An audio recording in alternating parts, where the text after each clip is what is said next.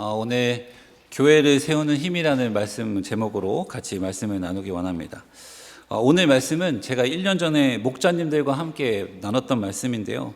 오늘 성도님들과 함께 나누면 좋겠다는 마음을 하나님이 주셔서 오늘 같이 말씀을 나누려고 합니다. 오늘 설교에 들어가기 전에 한 가지 질문을 하나 드리겠습니다. 여러분, 나에게 복음보다 중요한 사상이나 이데올로기가 있으십니까?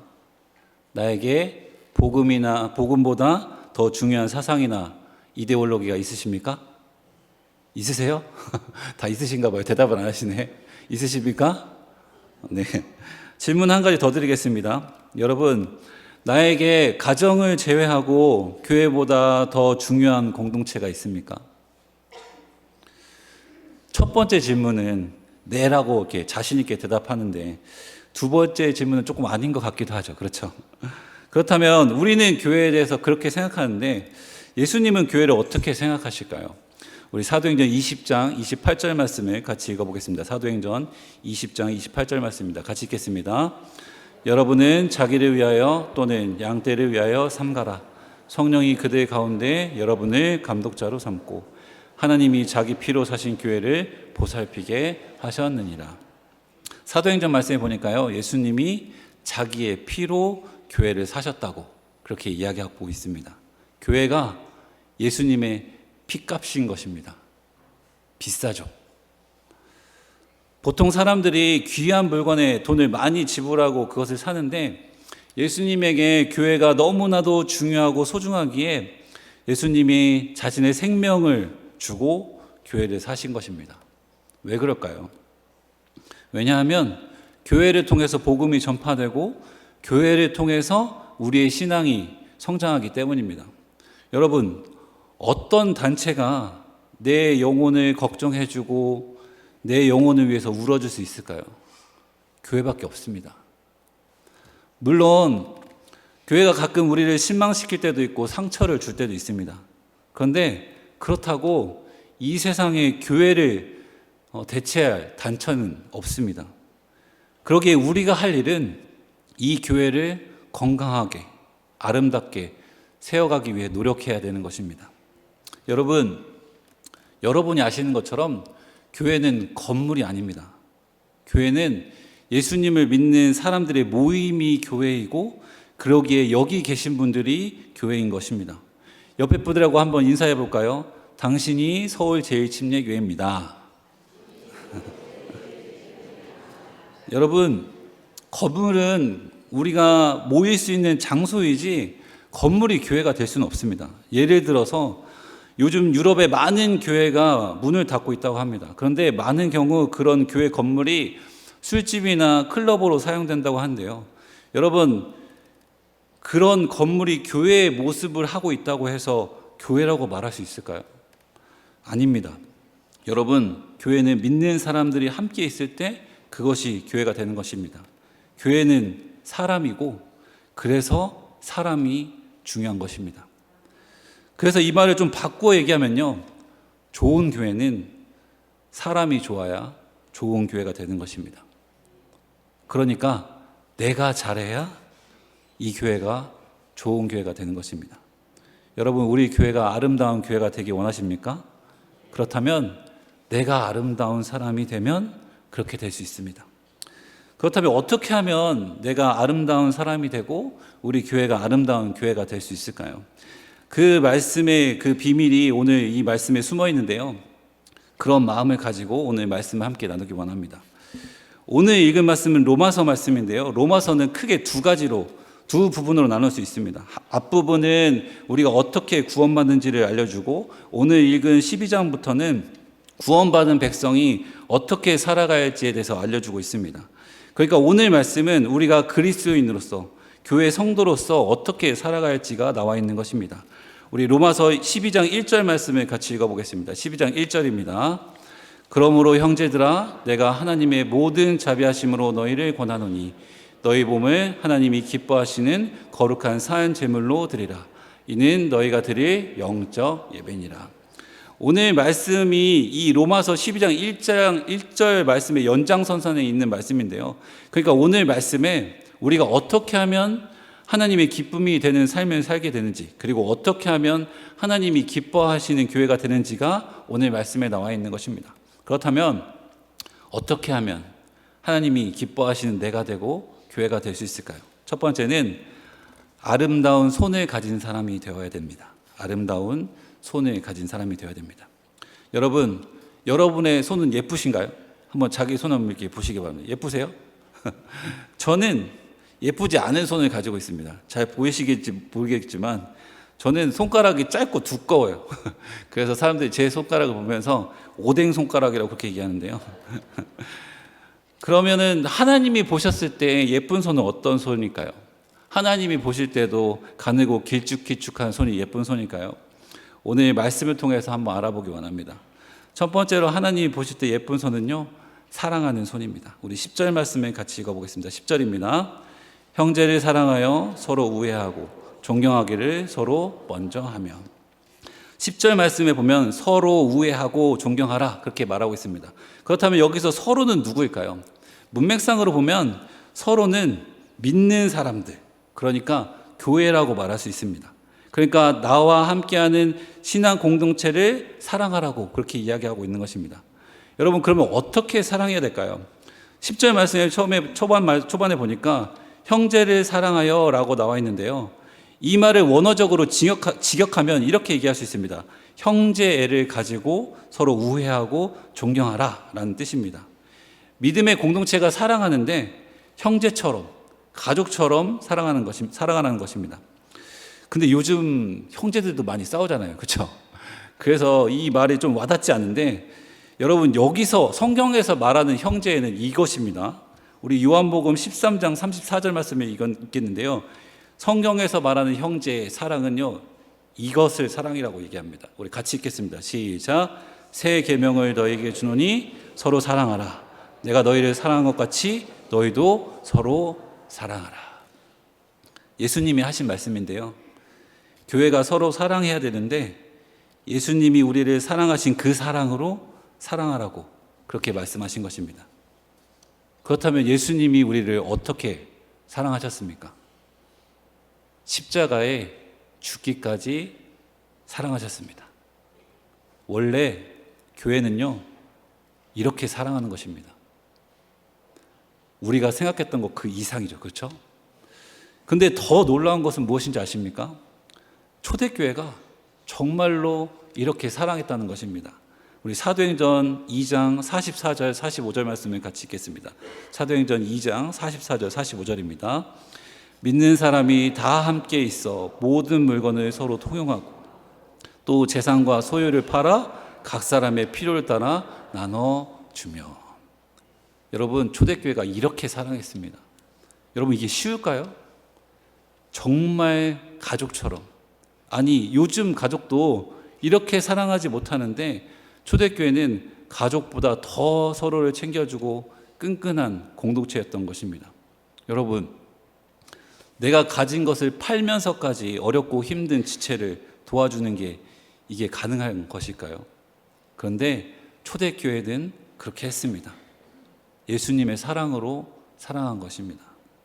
저는 우리 교회가 이런 교회가 되기를 소망합니다. 예수님의 사랑으로 사랑하는 공동체가 되는 것입니다. 그래서 말로만 사랑하는 공동체가 아니라 이 손을 쓰고 발로 찾아가서 서로를 섬기고 사랑하는 공동체가 되었으면 좋겠습니다. 여러분, 예전에 이런 말이 유행했는데 기억나세요? 사랑은 동사다. 기억나세요? 사랑은 동사다. 여러분, 사랑은요, 움직이는 것입니다. 손을 움직이고 발을 움직여서 그 사람에 다가가는 것이 사랑인 것입니다. 그러기에 여러분, 진짜로 서로 사랑하는 여러분 되길 소망합니다.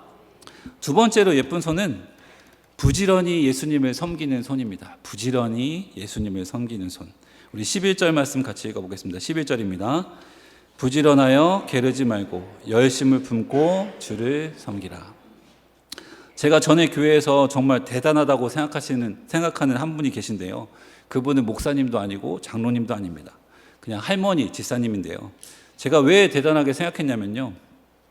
아무도 시키지 않았는데 시간이 날 때마다 교회 근처에 화단을 정리하시는 것입니다. 보통 그 중앙 메인에 있는 화단은 정리하고 관리하시는 분이 계시는데 그 구석에 신경 쓰지 않는 그 방치된 곳, 거기에 그분이 항상 그곳을 정리하시고 철에 맞게 꽃을 심으시는 분이 계셨습니다. 사실 저는 그 성도님의 이름도 모르고 어떤 목장인지도 모릅니다. 그런데 제가 그분을 보면서 이런 생각을 하게 되었습니다. 어쩌면 저분이 나보다 하늘의 상급이 더 클 수도 있겠다. 아무도 보지 않고 아무도 알아주지도 않는데 예수님을 섬기는 마음으로 그 섬김의 교회를 섬기는 그 손이 정말 아름다운 손이다 라고 생각했습니다. 여러분, 교회는 이런 분들의 수고와 헌신으로 세워지는 것입니다. 누가 알아주지 않아도, 누가 칭찬하지 않아도 묵묵히 부지런히 교회를 섬기는 손길, 그 손길로 교회가 서가는 것입니다. 저는 우리 교회에도 그런 손을 많이 봅니다. 정말 아무도 몰라줘도 그저 교회가 잘 되기를 바라는 마음으로 교회를 헌신하는 분, 그런 분들이 우리 교회에도 있습니다. 저는 그런 분들에게 이렇게 이야기하고 싶습니다. 잘하고 계십니다. 조금만 더 교회를 위해서 수고해 주십시오. 여러분, 사람은 몰라주고 저도 몰라줄 수 있습니다. 근데 예수님은 다 아십니다. 힘내십시오. 왜냐하면 그런 여러분들의 손길이 교회를 아름답게 세워가기 때문입니다. 세 번째로 아름다운 손은요, 기도에 힘쓰는 손입니다. 우리 12절 말씀을 같이 읽어보겠습니다. 12절입니다. 소망 중에 즐거워하며 환난 중에 참으며 기도에 항상 힘쓰며. 여러분, 제가 앞에 두 가지 아름다운 손을 얘기했는데 그 두 가지는요, 우리가 노력하고 우리의 힘으로 어느 정도 가능하고 이룰 수 있는 것입니다. 그런데 우리가 가끔 노력해도 되지 않는 일을 만날 때가 있습니다. 그때 필요한 손이 이 두 손을 모으는 기도의 손입니다. 말씀해 보니까 즐거울 때도 기도하고 힘들 때도 기도하라고 그렇게 나와 있습니다. 그러니까 항상 기도하라는 것입니다. 여러분, 신앙생활하고 교회 다니다 보면, 봉사하다 보면 지칠 때도 있고 상처받을 때도 있습니다. 그런데 그때 내가 다시 일어서고 힘을 얻을 수 있는 방법이 있는데 그게 바로 기도하는 것입니다. 여러분, 기도하시기 바랍니다. 그러면 하나님이 힘을 주실 것입니다. 그렇습니다. 이렇게 나의 노력과 하나님의 도움이 함께하면 우리 교회 공동체에 엄청난 일이 일어나게 되는 것입니다.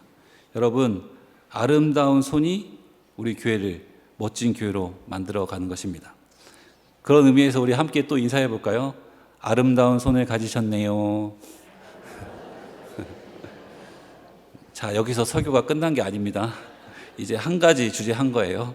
자, 그러면 두 번째로 하나님이 기뻐하는 사람은 어떤 사람일까요? 두 번째는요, 아름다운 입을 가진 사람입니다. 아름다운 입을 가진 사람입니다.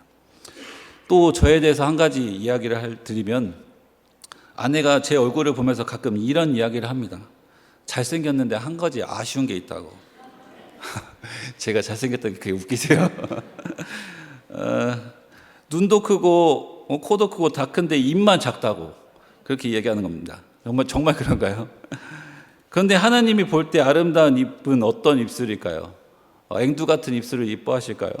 하나님이 원하시는 입술은 어떤 입술일까요? 우리 14절 말씀을 같이 읽어보겠습니다. 14절입니다. 너희를 박해하는 자를 축복하라. 축복하고 저주하지 말라. 보통 우리의 본능은 나를 괴롭히고 힘들게 하는 사람에게 받은 대로 갚아줘야 되고, 그래도 성에 안 차니까 그의 배의 배를 갚아줘야 됩니다. 그런데 그런 우리에게 오늘 말씀은 그런 사람을 축복하라 라고 이야기합니다. 여러분, 그게 가능할까요? 2015년에 미국의 흑인 교회에서 총을 난사한 사건이 있었습니다. 기억하실지 모르겠지만 어떤 백인 청년이 수요일 저녁에 성경 공부를 하고 있는 흑인 교회에 들어가서 총을 난사했습니다. 그래서 성도 중에 9명이 사망하는 사고가 있었습니다. 당시 이 사건은 엄청난 충격을 주었는데요. 그런데 그 사건보다 더 충격적인 일이 그 다음에 일어났습니다. 무슨 일이냐면요, 그 범인의 보석을 심사하는 약식 재판에서 유족들이 범인에게 한 말이 더 큰 충격과 감동을 준 것입니다. 그 중에 한 가족의 이야기를 소개하면 유족 중에 한 사람이 이렇게 이야기했습니다. 너는 내가 알고 있는 가장 아름다운 사람을 죽였지. 내 살점 하나하나가 다 아프다. 이제 우리 모두는 예전처럼 살아가지 못하겠지. 그러나 우리는 너를 위해 기도한다. 너를 용서한다. 증오는 결코 사랑을 이길 수 없다. 우리는 보통 상대방에게 당했다면 복수를 원합니다. 그런데 어떠십니까? 복수가 통쾌함을 줄지는 모르겠습니다.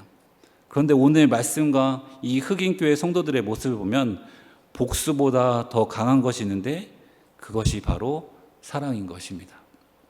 여러분, 어떤 말이 명언으로 남습니까? 상대방을 비방하고 원망하는 말이 명언으로 남습니까? 아니면 힘을 주고 긍정적인 메시지가 명언으로 남습니까? 우리는 이 시간에 무엇이 진짜 강한 것인지를 생각해 봤으면 좋겠습니다. 여러분, 우리는 세상의 법칙을 따라가는 것이 아니라 하나님의 법칙을 따라가는 사람들입니다. 그러면 하나님이 맞다고 하는 것이 진짜 맞는 것입니다. 그러기에 저는 여러분들이 사람들을 축복하는 아름다운 입을 가지시기를 소망합니다. 그럼 또 어떤 입술이 아름다운 입술일까요? 우리 15절 말씀을 같이 읽어보겠습니다. 15절입니다. 즐거워하는 자들과 함께 즐거워하고 우는 자들과 함께 울라. 지체에게 좋은 일이 있을 때 그래 정말 잘했다, 그렇게 노력하더니 정말 대단했다, 이렇게 칭찬하고 격려하는 입술이 아름다운 입술인 것입니다. 또 기쁠 때만 그런 것이 아니라 힘들고 어려움이 있을 때 위로해주고 함께 울어주는 입술, 그것이 아름다운 입술인 것입니다. 마지막으로 또 아름다운 입술은 어떤 입술일까요? 우리 16절 말씀 같이 읽어보겠습니다. 16절 말씀입니다. 서로 마음을 같이하여 높은 데 마음을 두지 말고 도리어 낮은 데 처하며 스스로 지혜 있는 채 하지 말라. 겸손한 입술이 아름다운 입술입니다. 다 당신 덕분이라고, 다 하나님의 은혜라고, 이렇게 늘 겸손한 마음으로 섬기는 입술을 하나님이 기뻐하시는 것입니다. 여러분, 한번 생각해 보시기 바랍니다. 우리 교회에 이런 말들이 막 넘쳐난다면 우리 교회가 어떻게 될까요? 저는 여러분들이 그런 아름다운 입술을 가진 사람이라고 생각합니다. 그러기에 또 한번 인사해 볼까요? 아름다운 입술을 가지셨네요. 마지막으로 하나님이 기뻐하는 사람은 어떤 사람일까요? 마지막으로는요, 아름다운 마음을 가진 사람입니다. 아름다운 마음을 가진 사람. 제가 오늘 말씀을 전하면서 제가 여러 가지를 이야기했지만 사실 이 모든 것은 사랑하면 가능한 것입니다. 우리 9절 말씀을 같이 읽어보겠습니다. 9절 말씀입니다. 사랑에는 거짓이 없나니 악을 미워하고 선에 속하라. 결론은 사랑인 것입니다. 우리가 예수님의 사랑을 받았는데 그 사랑을 닮아서 사랑하면 내가 아름다운 사람이 되는 것입니다. 그래서 오늘 말씀 처음 9절과 마지막 21절이 거의 비슷한 구절이 나와요. 우리 9절 말씀 다시 읽어볼까요? 시작. 사랑에는 거짓이 없나니 악을 미워하고 선에 속하라. 21절도 읽겠습니다. 시작. 악에게 지지 말고 손으로 악을 이기라. 여러분, 선에 속한 사람이 되길 축복합니다. 쉬운 말로는 착하게 사는 것입니다. 예전에 막 조폭들이 문신으로 착하게 살자, 그런 착하게 살자가 아니라 예수님이 주신 사랑으로 정말 선하고 착한 크리스천이 되는 것입니다. 그럼 우리 교회가 아름다운 교회가 될 것입니다. 여러분, 우리는 예수님을 믿음으로 구원받은 백성이 되고 하나님의 자녀가 되었습니다. 이제 우리의 소속이 세상이 아니라 예수님인 것입니다. 그러기에 이제 우리는요, 죄의 법의 지배를 받는 것이 아니라 성령의 법의 지배를 받게 된 것입니다. 물론 아직 이 세상이 죄악으로 가득 찼기에 그렇게 사는 것이 힘들고 불가능해 보일 수도 있습니다. 그런데 그렇다고 몰라, 내가 하고 싶은 대로 할 거야, 내 성격대로 살 거야 라고 말하는 것은 저는 그리스도인의 자세가 아니라고 생각합니다. 예수님이 우리를 위해서 죽으심으로, 십자가에 달려 고통받으심으로 우리의 이름 앞에 그리스도인이라는 호칭을 얻게 되었습니다. 그렇다면 그 주신 이름에 걸맞게 좀 힘들더라도 사랑하고 참으며 살아가야 되는 것입니다.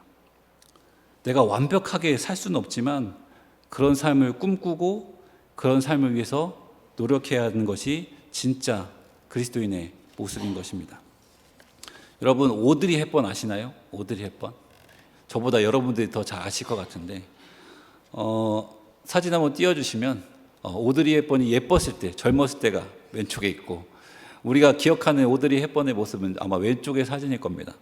근데 그런 그녀가 은퇴 후에 더 아름다운 삶을 살았다고 합니다. 그 오른쪽에 있는 사진이 그 이제 나이를 먹고 오드리 헵번인데요. 오드리 헵번은 나이를 먹고 나서 유니세프 친선 대사로 자주 제3세계를 방문했고, 또 아프리카 어린이들을 돕는데 열심을 냈다고 합니다. 그런 그녀가 남긴 유명한 글이 있는데 제가 읽어드리고 설교를 마치려고 합니다. 읽어드리겠습니다. 아름다운 입술을 가지고 싶으면 친절한 말을 하라. 사랑스러운 눈을 갖고 싶으면 사람들에게 좋은 점을 보라. 날씬한 몸매를 갖고 싶으면 너의 음식을 배고픈 사람과 나누어라. 아름다운 머리카락을 갖고 싶으면 하루에 한 번 어린이가 손가락으로 너의 머리를 쓰다듬게 하라. 아름다운 자세를 갖고 싶으면 결코 너 혼자 걷고 있지 않음을 명심하라. 기억하라. 만약 도움의 손이 필요하다면 너의 팔 끝에 있는 손을 사용하면 된다. 내가 더 나이가 들어 손이 2개라는 걸 발견하게 된다. 한 손은 너 자신을 돕는 손이고 다른 한 손은 다른 사람을 돕는 손이다. 여러분, 이런 삶이 쉽지는 않을 것입니다. 정말 뼈를 깎고 노력하는 그런 삶으로 이게 가능한 것이고, 그런 삶이, 그런 희생이 우리 교회를 아름답게 만드는 것입니다. 여러분, 제가 오늘 설교 제목을 교회를 세워가는 힘이라고 말했는데, 여러분, 이 힘은 강한 힘이 아닙니다. 예수님처럼 희생하고 섬기는 그런 힘이 교회를 아름답게 세워가는 것입니다. 그렇다면 우리가 그렇게 해야 될 이유는 무엇일까요? 다른 게 아니라 예수님이 우리를 그렇게 사랑했기 때문에, 예수님이 우리를 위해 희생했기 때문에, 그리고 예수님의 피값으로 이 교회를 사시고 우리에게 맡겨주시기 때문입니다. 그러기에 우리도 교회를 위해서 희생하는 것이 마땅한 것입니다. 여러분, 여러분의 섬김이 교회를 살립니다. 같이 기도하겠습니다.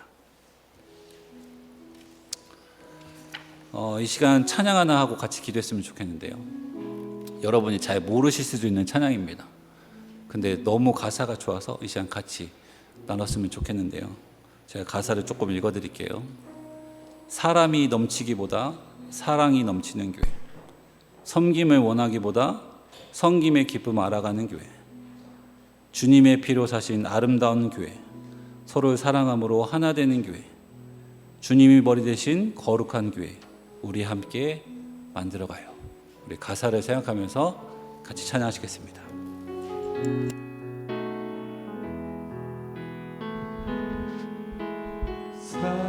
사랑이 넘치기보다 사랑이 넘치는 교회, 섬김을 원하기보다 섬김의 기쁨 알아가는 교회, 세상이 주목하기보다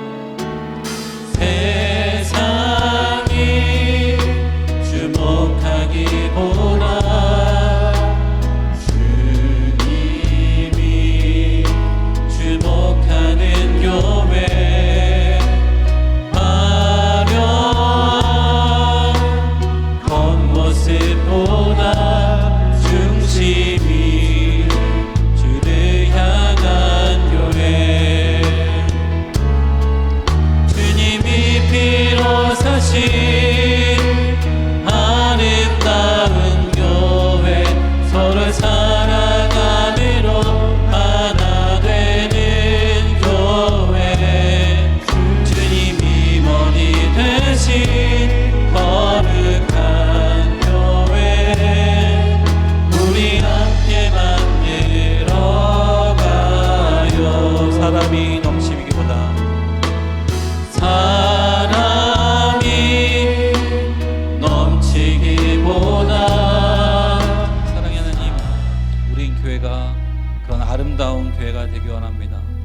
하나님 우리를 그런 교회를 위해서 사용하여 주시옵소서.